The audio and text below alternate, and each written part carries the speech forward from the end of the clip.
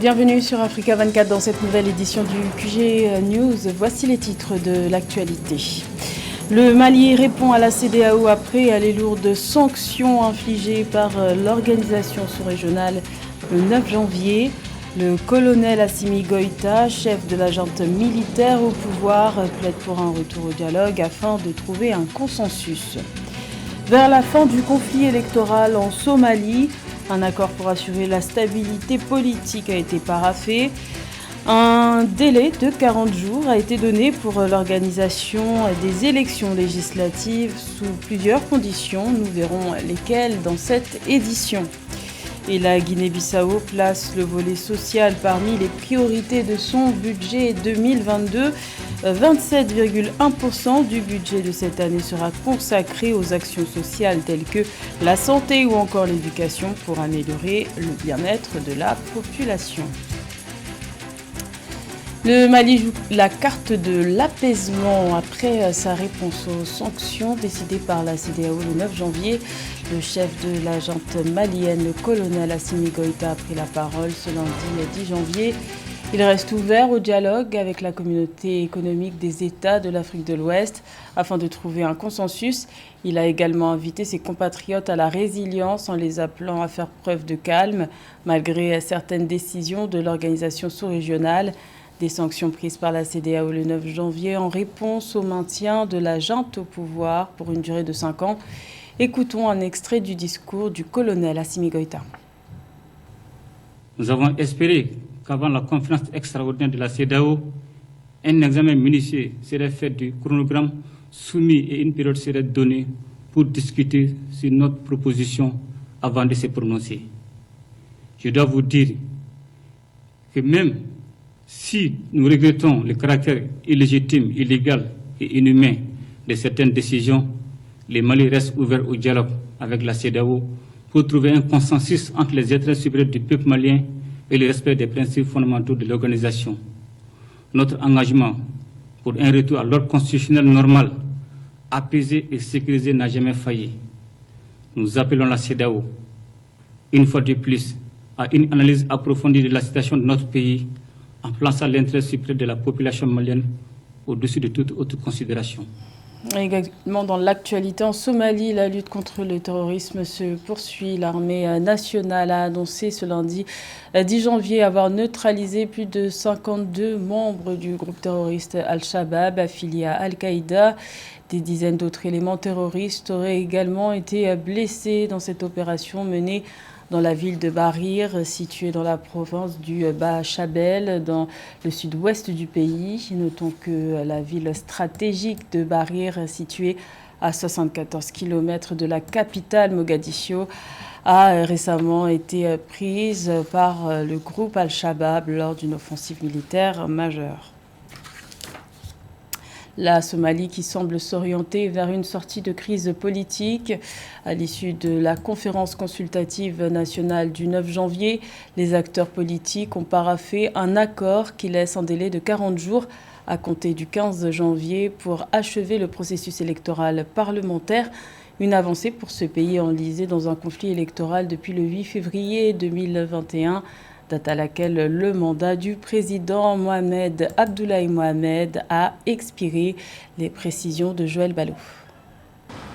En Somalie, les dirigeants s'accordent pour achever les élections parlementaires d'ici le 25 février 2022. Cette annonce a été faite à la clôture de la conférence consultative nationale qui s'est achevée le 9 janvier 2022 après une semaine d'échanges entre les membres des différentes classes politiques. Nous nous engageons à mener à bien les élections avec vérification et certification des résultats en consultation avec toutes les parties prenantes telles que l'Union des candidats à la présidence, la société civile, les associations de femmes et autres parties prenantes.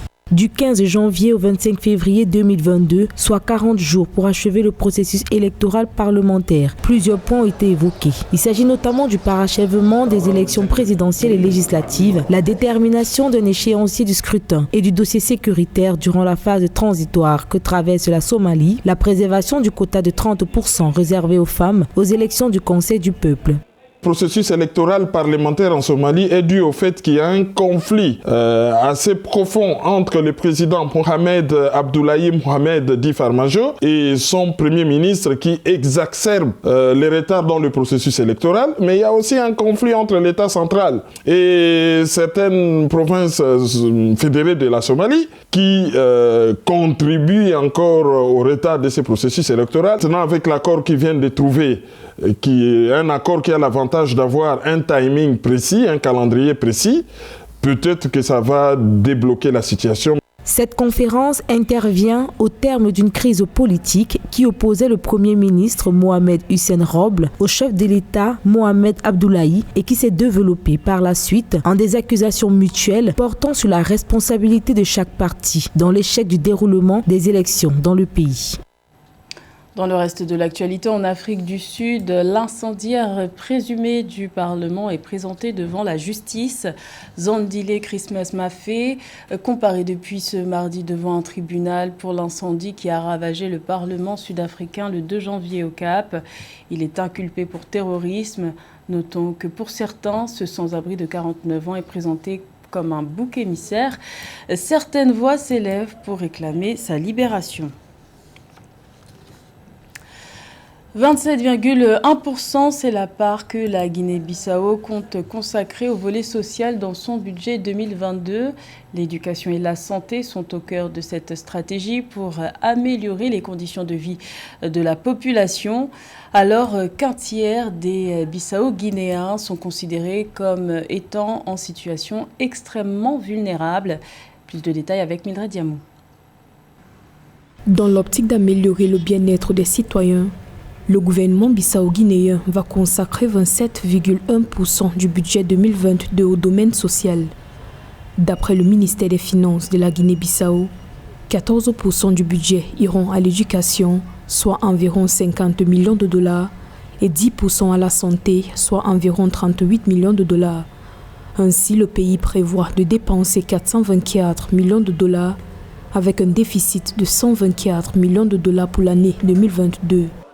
Il faut une nouvelle classe d'entrepreneurs dans le secteur agricole et pour cela, le développement des infrastructures routières est incontournable. On ne peut pas relever cette société tant qu'on n'aura pas résolu le problème d'acheminement des produits agricoles des villages enclavés vers des villes où la demande est un peu plus grande.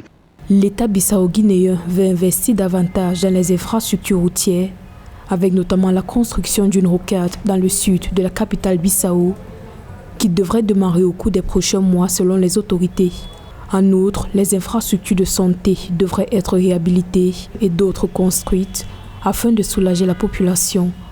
Ce projet comprend la modernisation du plus grand établissement du pays, l'hôpital national Simão Mendes. Il est là question pour le gouvernement de travailler, de mettre des moyens pour que les petits entrepreneurs se relèvent de la Covid et aussi déjà penser à l'après-Covid en développant des nouvelles entreprises, en développant le système sanitaire. Précisons que la part de l'État bissau-guinéen dans les investissements prévus dans le budget 2022 s'élève à 26 millions de dollars pour un montant total de 122 millions de dollars. Le Cameroun abrite depuis le 9 janvier la deuxième Coupe d'Afrique des Nations de football de son histoire. 50 ans après celle organisée en 1972, le Cameroun est de nouveau au cœur de cet événement continental avec la CAN 2021 qui se tient jusqu'au 6 février. Pour l'occasion, le pays a fait peau neuve avec de nouvelles infrastructures, comme nous l'explique Joël Ballot. À travers le Cameroun, pays réputé terre de football, plusieurs infrastructures sportives sont sorties de terre. Une offre qui, aux allures de compensation de la longue disette qu'a connue le pays hôte de cette 33e édition en termes d'organisation de la CAN. 50 ans plus tard, la grande messe du football continental est de retour avec des stades d'envergure. Le Cameroun gagne gros, ce n'est même plus à commenter. Je crois que nous y sommes, n'est-ce pas, un peloton, j'allais dire, presque de tête sur le pays dans les infrastructures sportives, singulièrement les arènes de football, n'est-ce pas, ont pris un décollage vraiment astronomique. C'est-à-dire que de 72, où on n'avait que 2 terrains pratiquement construits à la hâte, le stade Amadou Ahidjo de Yaoundé, parce que c'est ça son baptême, et le stade de la réunification. Avec une capacité de 60 000 places, l'aire de jeu baptisée Stade Paul Biya, qui est la plus grande du Cameroun, a accueilli l'ouverture de la CAN 2021 le 9 janvier 2022. Un stade qui fait partie d'un complexe dont les travaux sont toujours en cours. 50 ans après, quand on voit ce que nous avons réalisé, c'est vraiment phénoménal, c'est phénoménal. Et aujourd'hui, je crois que je ne vais pas me tromper si le Cameroun, n'est-ce pas, ne ferait pas partie des pays africains pouvant abriter une Coupe du monde de football ou alors certainement des Jeux olympiques. Même si les populations s'insurgent contre des dépenses abusives pour des infrastructures qu'elles qualifient de peu utiles après le tournoi, le gouvernement du Cameroun défend une vision plus élargie, celle de pouvoir dans quelques années organiser une Coupe du monde de football. Le Bénin valorise son patrimoine immatériel en pérennisant ses traditions et notamment celle du masque ancestral protecteur dénommé Gounouko, perpétué par la collectivité des Takpa. Un rituel à découvrir dans ce reportage de notre correspondant Leftionou. La collectivité des Takpa pérennise la tradition du masque ancestral intitulé Gounouko. À Porto-Novo, dans la localité de Oussa, les Takpa demeurent garantes de ce patrimoine immatériel culturel. Le masque Gounouko autrefois servait d'épouvantail pour éloigner les oiseaux des champs de riz, une culture prisée par cette communauté. À chaque sortie, le masque Gounouko impacte l'univers culturel local. Gounouko est venu, nos ancêtres, ce sont les cultivateurs. C'est les gens qui cultivent le riz. C'est par rapport aux oiseaux qui venaient les déranger dans leurs champs qu'ils ont créé Gounouko.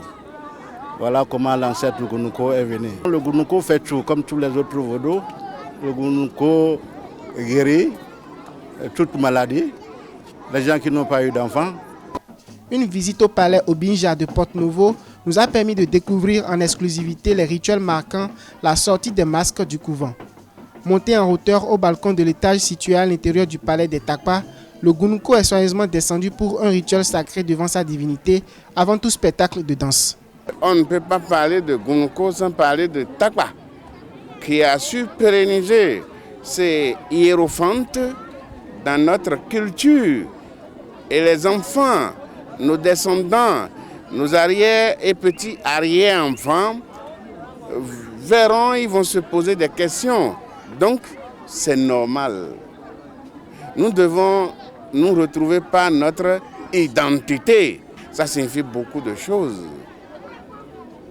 Parce qu'en son temps, c'était réellement hiérophante qui était debout. Patrimoine immatériel béninois, le masque Gounouko se distingue par différentes tailles et sa forme de danse en pivot. La lignée des Takpa entend s'investir davantage afin de sauvegarder et pérenniser le Gounouko dans la culture béninoise. C'était le journal de la rédaction. Merci de l'avoir suivi. L'information continue sur Africa 24.